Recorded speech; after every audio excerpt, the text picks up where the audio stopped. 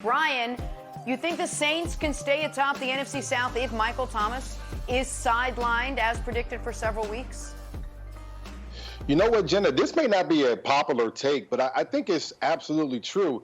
You know, we know how important Michael Thomas is to that Saints offense. We know what he can bring. We know what he's done over the course of the last couple of years, record-breaking type of numbers. But I think the Saints, out of all the teams in the NFL, are set up to be able to win without this type of receiver, one of the top two receivers in the game. And here's the reason why. You have a Hall of Fame head coach in Sean Payton. His ability to scheme guys open, his ability to make sure that the play design can get guys open, get them in space, is second to none in the NFL. You have a Hall of Fame quarterback, Drew Brees, and of course, he's not the same guy that he was 5 years ago, but he still can find the open receiver. He still can find the way to get the ball down the field, and it may not be as far down the field, but he's still going to get the ball to the guys in space where they need to get him to. Alvin Kamara is one of the best combo backs in the league. His ability to run the football, but more importantly in this situation, when you lose Michael Thomas, now he has the ability and the options to go out there and line up in the receiver position and catch more balls. So I expect his targets to go up. That means Latavius Murray is going to have to play a role in the run game.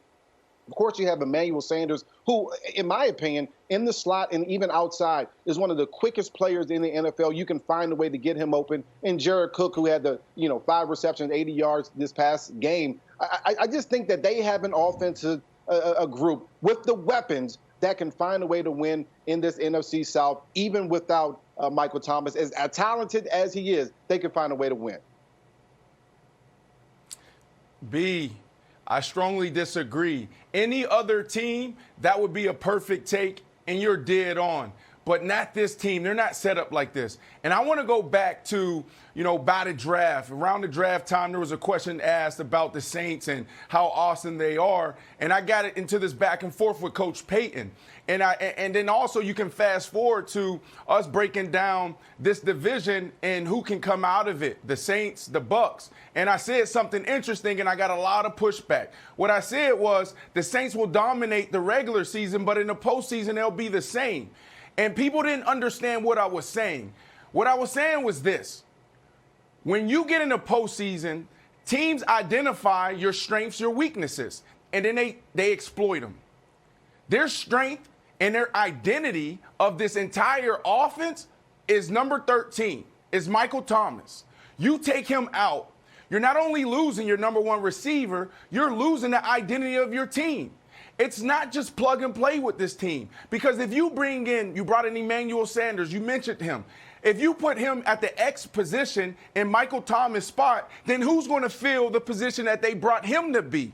They brought him to be that tag-in guy to take the top off. This team is built in an interesting way. When everyone's healthy and everyone's there, it works. But if a guy gets nicked up, if a guy goes down, then you're going to start seeing some interesting things. You're going to start seeing people force things, whether it's the play caller, Coach Payton, the quarterback, Drew Brees. Drew Brees, I won't say that he struggled throwing to other receivers, but he's just not comfortable. So this is a huge deal. And this is one of the reasons why I said last week, it's week 1. We need to stop with the overreactions because you don't know what's going to happen on any given play, on any given Sunday. This is a huge deal. I do think they'll be competitive, but they have a lot of work to do to try to figure out who's going to be that X receiver, that Michael Thomas, that connection where you have 2 or 3 options on the single option route, and Drew Brees knows exactly what he's going to do. So you got to really take that into consideration when we really talk about how this is set up the next couple of weeks. Brandon, I think you have a really good point, but I think this is why, and probably more important than what they can do on the offensive side of the ball, in this type of situation, this is why they'll continue to be contenders, because they have a very good defense. Marshawn Lattimore, Jack Rabbit on the outside, Malcolm Jenkins in the middle of the field at the safety position. They have a defense that's one of the best defenses they have had in a very long time. And so offensively, they still put up 34 points last week. Michael Thomas only had 3 catches, but he has an impact in just more than catches. So they have to figure out a way to do that. But you're telling me that a Hall of Fame coach, Hall of Fame quarterback, one of the best running backs in the league can't figure out a different way to do it? You combine that with one of the best defenses in the league? To me, if you can't figure that out, then you have much more problems than losing one of the best receivers in the game in Michael Thomas. All I know is they're on the road to Las Vegas, and this is a hungry team, a team that put up a bunch of points. So they're going to have to score points to win in Las Vegas. You got Green Bay at home, and then you got the Carolina Panthers who just put up 32, Nick. So you got to score points when you look at the next 4 games. All right, so here's what I know, and this is something, I don't know if I've ever said it on the show before, because we've got 2 of my all-time favorite players, 2 all-time great players, all pros, and Brian Westbrook and Brandon Marshall have been 2 of the 3 people who had spoken this segment. The other person is Jenna Wolfe, and Jenna Wolfe made the best, most important point of anyone. Why was he in the game? And the answer to that is because Sean Payton is a bit of a jerk. Not a bad thing, but he is. That game was over. The Taysom Hill play ended the game. It was 2:19, no timeouts for Tampa, ball inside the 10. You take 3 knees. Tampa gets the ball back with 20 seconds left. They take a knee themselves. So why was he in the game? Because Sean Payton, more than any other coach in the league, Wilds, likes to run up the score. He wanted to hang a 40 burger on Tampa in week 1 because the win wasn't enough. Yeah. So he calls a trick play for Taysom Hill that he thought might get him the touchdown. Oh, it just gets us inside the 10. We're going to keep playing. That is outrageous. Yeah. It is there is no coaches poll at the end of the year to try to get in the BCS national championship game. There is no margin of victory. This happened in an 11-point game inside the 10, inside of the 2-minute warning when your opponent has no timeouts. It's unacceptable. It is absolutely unacceptable because football is so brutal, because injuries can happen on any play. And Sean Payton won some style points. He wanted to hang 40 on Tampa Bay Gronkaneers and Bruce Arians and stick it to them.